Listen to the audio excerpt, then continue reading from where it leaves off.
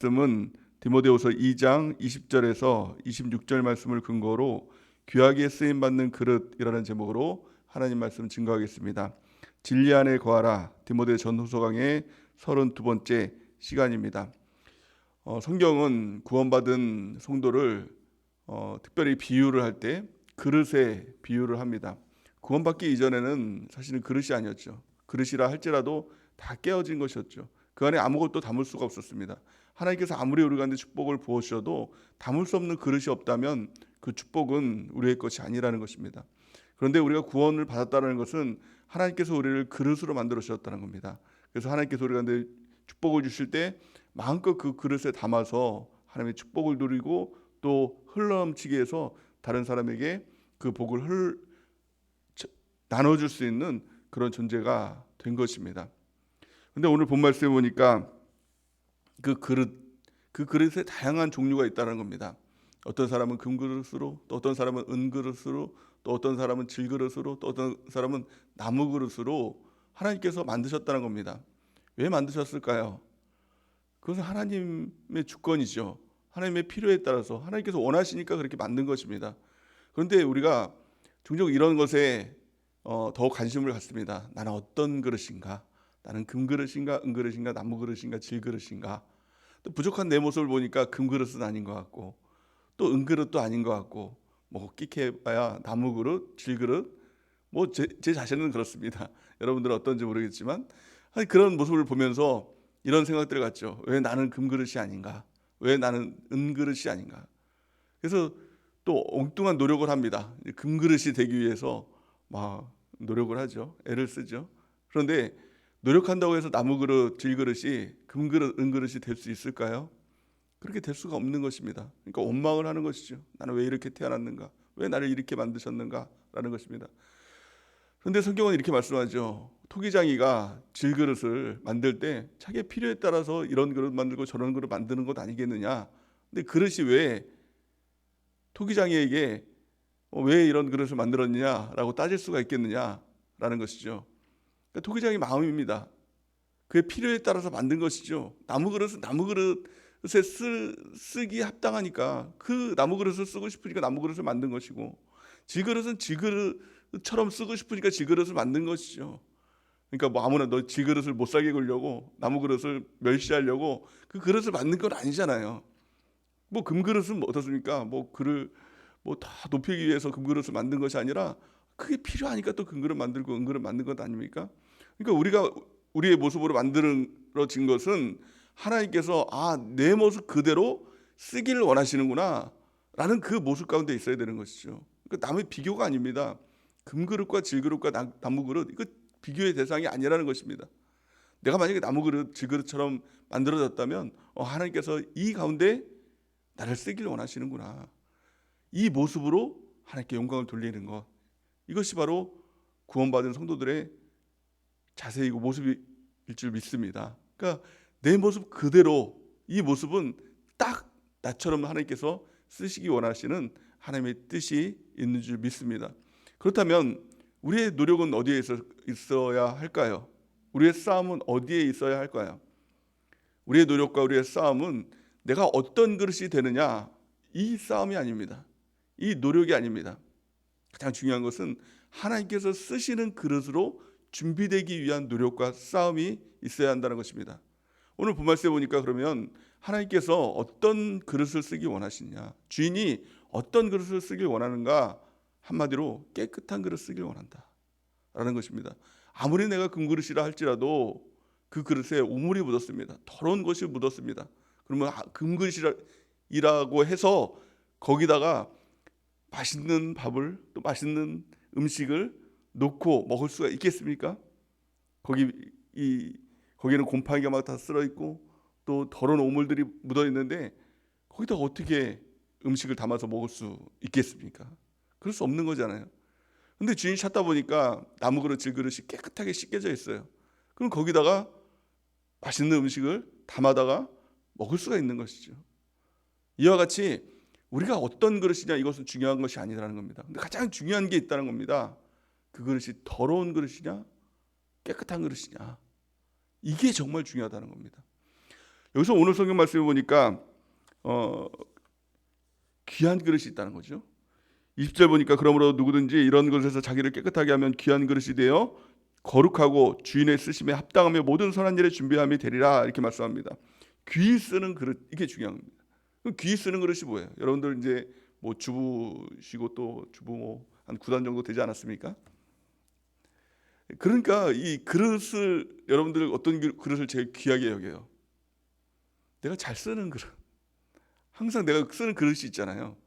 근데 막 비싸고 뭐 메이커 있고 뭐 명품 그릇이라 할지라도 1년에 뭐 한두 번 쓸까 말까? 아니 뭐 몇 년 돼도 안 쓰고 그냥 찬장에 뭐 어디 처박혀 있는 그런 그릇도 있잖아요. 근데 그런 그릇은 사실은 귀한 그릇이 아니다. 가장 귀한 그릇은 자꾸 쓰는 그릇. 꼭 필요할 때 그 그릇 어디 있지? 그 그릇 항상 쓰는 거. 그래서 그 그릇 이제 없으면 항상 찾게 되죠. 다른 것이 아니라. 마찬가지로 누가 귀한 사람이 될까요? 누가 귀한 그리스도인이고 하나님의 귀한 일꾼일까요? 그 사람이 얼마나 많이 배웠는가, 얼마나 똑똑한가, 얼마나 잘생겼는가, 얼마나 능력이 있는가, 이건 고려의 대상이 아니라 필요할 때 하나님께서 그 사람 쓰기 원하는 사람이에요. 깨끗하게 잘 준비된 사람, 순종 잘하고 또 깨끗하고 앞과 뒤가 똑같고 그런 건 아닙니까? 지난 시간에 마귀의 특징이 뭐라고 했어요? 앞은 번지르르 하고 아주 천사 같은데, 광명의 천사인데 뒤에 모습 보면 시커매가지고 마귀 같은 거. 그러니까 하나님께 쓰시는 사람은 이 마귀 같은 사람이 아니라 앞과 뒤가 똑같은 사람이에요. 앞에서 착하고 앞에서 순종 잘하고 앞에서 신앙생활 잘한 사람이면 뒤의 모습을 보더라도 똑같은 그런 모습들. 깨끗한 사람, 정결한 사람, 저 여러분이 되는 은혜가 있기를 원합니다. 그래서 하나님께서 쓰기 원하는 그 사람 찾을 때 주님 내가 여기 있습니다 라고 나갈 수 있는 사람. 근데 하나님이 아니 너 말고 이렇게 하면 안 되겠잖아요. 그러니까 항상 하나님께서 쓰기에 준비된 사람은 더 뭘 배우고 더 뭘 갖고 이런 것이 아니라 은그릇 이렇게 되려고 노력하는 것이 아니라 내게 주신 상황에서 항상 내가 깨끗한 사람 되는 것, 항상 내가 하나님 앞에 쓰기 원하시는 사람으로 준비된 사람이 되는 것, 이것이 귀한 그릇이고 하나님께서 사랑하는 사람이고 이 사람이 바로 천국 가는 사람이다, 천국 백성 합당한 사람이다 라고 성경은 말씀하고 있는 것입니다. 그렇다면 어떻게 우리가 깨끗한 그릇으로 준비될 수 있을까요? 하나님께서 쓰시기 원할 때 그래 너 쓰기 원해, 이 사람이 되는 것이 우리의 소원이잖아요. 근데 어떻게 하면 이런 사람이 될 수 있을까? 오늘 성경 말씀 보니까 두 가지를 하라. 뭐 여러 가지도 아닙니다. 두 가지만 잘하면 하나님께서 쓰시는 깨끗한 그릇 되어서 하나님께 귀하게 쓰는 그릇, 하나님께서 찾으시는 그 사람 된다라고 성경은 말씀하고 있는 것이죠. 가장 첫 번째 보니까 피하라 이렇게 말씀하고 있죠. 오늘 22절 말씀을 같이 한번 읽어보겠습니다. 22절 시작. 또한 너는 청년의 정욕을 피하고 주를 깨끗한 마음으로 부르는 자들과 함께 의와 믿음과 사랑과 화평을 따르라. 아멘. 오늘 본 말씀은 이 22절 말씀 보니까 두 가지 동사를 말씀하고 있습니다. 첫 번째는 피하라, 두 번째는 따르라. 이 두 가지입니다. 피하고 따르기만 잘하면 우리가 깨끗한 그릇으로 하나님께서 쓰시는 그릇으로 준비될 수 있다 하는 것입니다. 가장 첫 번째는 피하라는 것입니다. 이 피하라는 것을 헬라어로 보면 퓨게라는 단어를 씁니다. 이 퓨게라는 단어는 소극적으로 피하라는 것이 아니라 적극적으로 피하라는 겁니다. 그러니까 막 정말 목숨 걸고 피하라 라는 것이죠. 피 흘리기까지 싸워라. 이 말씀이 바로 이 피하라는 말씀에 해당된다라고 볼 수가 있는 것입니다. 피해야 됩니다. 죄악은 정말 피 흘리기까지 싸워서 피해야 된다라는 것을 말씀하고 있는 것이죠. 대표적으로 요셉의 그 모습을 보면 알 수가 있는 것이죠. 그 보디발의 아내의 그 유혹이 있을 때 어땠습니까? 적극적으로 피하죠. 가만히 있는 것이 아니라 뭐 좀 삼가해 주시겠습니까? 막 이렇게 하는 게 아니라 도망가잖아요. 막 옷을 막 벗어놓고라도 막 도망가고 피하잖아요. 이 모습이에요. 그러니까 죄악은 끊임없이 우리 가운데 도전을 합니다. 우리 가만히 있으면 정말 아무것도 이 죄악에 물들 수밖에 없는 것이죠. 또 특별히 이 마지막 때에 악한 마귀는 여러 가지 유혹을 통해서 우리가 근데 도전한다는 겁니다. 이것을 어떻게 됩니까? 피해야 돼요. 도망가야 돼요. 그래서 성경은 이렇게 말씀합니다. 데살로니가서 5장 22절 보니까 악은 어떤 모양이라도 버리라 이렇게 말씀하고 있죠. 그러니까 이 정도는 되겠지. 이거 가지고는 안 됩니다.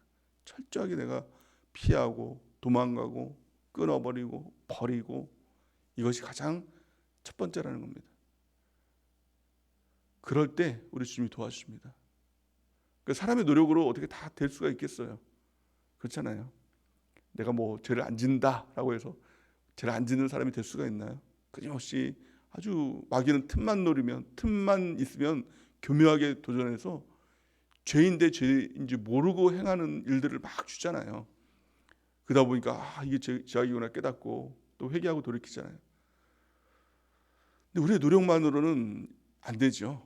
근데 우리가 이렇게 피하고 도망가고 끊어내고 버리고 이 애씀을 통해서 하나님이 도와주신다는 겁니다. 성령 하나님께서 함께 하시고 말씀을 통해서 또 깨닫게 하시고 교회 공동체를 통해서 우리가 권면받고 버리고 이길 수 있도록 하나님이 도와주시는 겁니다. 우리의 노력이 있어야 하나님의 도우심이 있는 것입니다. 우리가 아무것도 안 하면 하나님도 아무것도 안 하십니다. 이게 바로 성경의 법칙인 것이죠. 두 번째 주의 명령이 무엇입니까? 우리가 깨끗한 그릇으로 쓰임받기 위해서 따르라 라는 것입니다. 22절 보니까 하반절 보니까 이렇게 말씀하고 있죠. 주를 깨끗한 마음으로 부르는 자들과 함께 의와 믿음과 사랑과 화평을 따르라 이렇게 말씀하고 있죠. 의, 믿음, 사랑, 화평 이것을 한마디로 말하면 무엇일까요? 바로 예수 그리스도, 예수님을 따르라. 말씀을 통해서 하나님께서 우리 가운데 의를 주시고 믿음도 주시고 사랑도 주시고 화평을 주시죠. 그러니까 하나님의 말씀, 성경을 따르라. 또 성령 하나님을 통해서 의를 주시고 믿음 주시고 사랑도 주시고 화평을 주시죠. 성령 하나님을 따르는 것. 이게 바로 예수님을 따르는 것이죠. 또 교회를 통해서 우리가 이 권면을 받잖아요. 의에 대한 권면, 믿음에 대한 권면, 사랑과 화평에 대한 권면을 받잖아요. 이걸 교회 공동체를 통해서 함께함을 통해서 주님을 따라가라. 주님을 따를 수 있도록 하나님께서 주신 것 성령, 성경, 교회입니다. 이것을 붙들고 따라갈 때 우리가 깨끗한 그릇으로 하나님께서 우리를 준비시켜 주시는 것입니다. 조금 전에도 말씀드렸지만 우리가 이것 또한 우리 힘으로 잘 안 돼요. 예수님께서 누구든지 나를 따라오려거든 자기를 부인하고 자기 십자가를 지고 나를 따를 것이니라 이렇게 말씀했는데 자아를 부인하는 것 이것 또한 마음대로 잘 안 되잖아요. 자꾸 자아가 올라오잖아요. 또 어떤 때는 이게 자아인지 자아가 아닌지도 모르게 자꾸 자아가 발동해서 고집을 부리고 이 자아가 자꾸 나를 더럽히고 자아가 자꾸 나를 무너뜨리고 이 자아가 뭐예요? 쉽게 말하면 자아가 뭐 아주 나쁜 마귀 새끼인 것 같고 뭐 귀신인 것 같고 막 이렇게 생각하지만 자아라는 게 나예요. 내 자신이에요. 근데 내 자신을 어떻게 부인을 하라는 말입니까? 또 십자가를 지고 따르라는 말이 뭐예요? 자기 십자가가 뭐예요? 예수님께서 지었던 십자가? 죽음이죠. 죽음의 십자가를 지고 따르라는 겁니다. 이 길로 가면 살 길이 아니라 죽는 길이다. 어떻게 가요? 그 길을요? 내 힘으로 갈 수 있나요? 예수님도 예수님의 전적인 예수님의 힘으로만 가셨나요? 성령 하나님의 인도하심이 있었죠. 성령 하나님의 도우심이 있었죠. 우리도 마찬가지입니다. 오늘 본 말씀 다시 한번 읽어볼까요? 22절 어떻게 그 길을 따라갈 수 있을지 또 피할 수 있을지 22절 우리 같이 한번 읽어보겠습니다. 시작. 또한 너는 청년의 정욕을 피하고 주를 깨끗한 마음으로 부르는 자들과 함께 의와 믿음과 사랑과 화평을 따르라. 아멘. 핵심이 뭡니까? 함께. 혼자서는 안 됩니다. 근데 함께면 할 수 있다는 겁니다. 혼자면 패합니다. 하지만 함께면 능히 이길 수 있다는 겁니다. 우리 전도서 4장 9절에서 12절 말씀 같이 한번 읽어보겠습니다. 시작. 두 사람이 한 사람보다 나음은 그들이 수고함으로 좋은 상을 얻을 것임이라. 혹시 그들이 넘어지면 하나가 그 동물을 붙들어 일으키려니와 홀로 있어 넘어지고 붙들어 일으키는 자가 없는 자에게는 화가 있으리라. 또 두 사람이 함께 누우면 따뜻하거니와 한 사람이면 어찌 따뜻하랴. 한 사람이면 패하겠거니와 두 사람이면 맞설 수 있나니 세 겹줄은 쉽게 끊어지지 아니하느니라. 아멘. 이 전도서 4장 9절에서 12절 말씀을 한마디로 말하면 교회를 얘기하고 있는 것이죠. 교회를 통해서만 우리가 등이 설 수 있다는 겁니다. 9절 보니까 두 사람이 한 사람보다 나은 그들이 수고함으로 좋은 상을 얻을 것입니다. 한 사람의 수고, 자기 의가 될 확률이 90%, 아니 99.9%, 100%일 수 있습니다. 혼자 열심을 내요. 근데 그 열심이 하나님의 열심이 아니라 대부분 어떻습니까? 자기 의가 나타나죠. 제 자신도 마찬가지입니다. 뭔가 내가 열심히 하면 자꾸 주변을 둘러봐요. 성도님들이 보고 있는가? 다른 사람은 나를 어떻게 보고 있는가? 내가 이거 한 것 좀 알아주기는 하는가? 자꾸 자기 의, 자기 공로. 근데 이것은 상급이 없는 것이죠. 근데 중요한 건 뭐예요? 수고함으로, 그들이 수고함으로 좋은 상을 얻을 것입니다. 함께하면 이게 자기 의가 되지 않는 것이죠. 자기 공로가 되지 않는 것이죠. 함께가 되는 것입니다. 그래서 교회 공동체를 통해서도 늘 함께함으로 수고하고 그럴 때 하나님의 놀라운 상이 있는 것이죠. 이 땅에서의 상뿐만이 아니라 영원한 천국에서 면류관 누가 받습니까? 함께 수고하는 사람, 함께하는 사람. 또 10절 보니까 혹시 그들이 넘어지면 하나가 그 동물을 불러 일으키려니와 홀로 있고 넘어지고 붙들어 일으키는 자가 없는 자에게는 화가 있으리로다. 신앙생활하면서 한 번도 넘어지지 않을 확률이 있을까요? 0%입니다. 누구라도 반드시 넘어질 때가 있습니다. 저도 마찬가지죠. 여러분도 마찬가지일 겁니다. 그 누구라도 신앙생활하다가 넘어질 때가 있습니다. 누가 화가 있습니까? 넘어진 사람이 화가 있는 것이 아니라 넘어졌어요. 근데 그를 일으켜줄 사람이 없어요. 그래서 못 일어나요. 그럼 화가 있다는 겁니다. 화라는 게 뭐예요? 가장 큰 화가 뭡니까? 지옥이죠. 그보다 더 큰 화가 어디 있어요? 넘어지는 것은, 죄를 짓는 것은 그럴 수 있습니다. 근데 돌이켜서 회개해야 살아야 천국 아닙니까? 그런데 교회 공동체의 능력이 무엇입니까? 넘어지면 일으켜줄 사람이 있는 겁니다. 너 그러면 안 돼. 일어나. 주저앉지 않고 말고 같이 가자. 일으켜주는 사람이 있으면 복이 있는 것이죠. 넘어졌는데 아무도 관심을 갖지 않고 교회 공동체가 없어요. 옆에 누구도 없어요. 그러면 결국엔 화가 있는 것입니다. 결국엔 지옥 가는 것입니다. 함께의 능력이 무엇입니까? 서로 손잡아 줄 수 있는 것.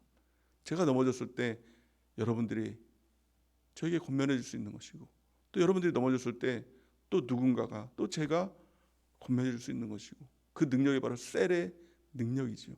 그러니까 셀 공동체에 깊이 들어간다는 것은 누군가 나를 일으켜 줄 수 있을 관계, 또한 누군가 넘어졌을 때 내가 권면해 줄 수 있는 그런 관계, 그 사람의 말을 듣고 이러면 안 되지, 일어날 수 있는 그런 관계들을 형성하는 것, 이것이 바로 셀이고 이것이 셀의 능력이 될 줄을 믿습니다. 또 11절에 보니까 또 두 사람이 함께 놓으면 따뜻하거니와 한 사람이 어찌 따뜻하랴, 이렇게 얘기하고 있는 것이죠. 이 시대는 외로움의 시대입니다. 고독의 시대입니다. 참 외롭죠. 같이 있는 것 같아도, 함께 있는 것 같아도 혼자 있는 시대. 이런 시대가 바로 이 시대입니다. 그런데 교회 공동체는 함께를 이룰 수 있는 유일한 공동체가 되는 것입니다. 진정한 함께, 나를 줄 수 있는, 나의 가장 귀한 것을, 소중한 것을 줄 수 있는 관계, 아니 내 자신을 줄 수 있는 관계. 이 관계가 형성되면, 함께 있으면 따뜻하다는 겁니다. 외롭지 않다는 겁니다. 고독하지 않다는 겁니다.